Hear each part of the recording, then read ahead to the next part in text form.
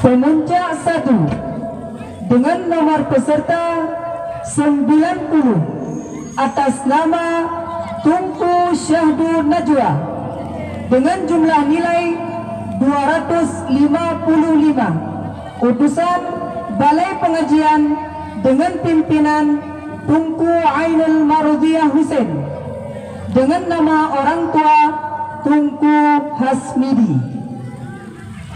Pemuncak kedua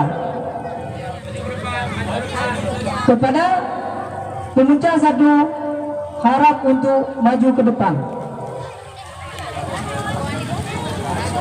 Selanjutnya pemuncak kedua dengan nomor peserta 92 atas nama Tunku Azkia dengan jumlah nilai 251, utusan Balai Pengajian Darun Najah As-Samadiyah dengan nama orang tua Tunku Salmani.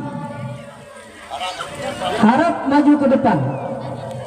Selanjutnya pemuncak 3 dengan nomor peserta 91 atas nama Tunku Afrin An-Nisa dengan jumlah nilai 250, utusan Balai Pengajian Al-Azkiyah As-Samadiyah dengan nama orang tua Tunku Hasanuddin.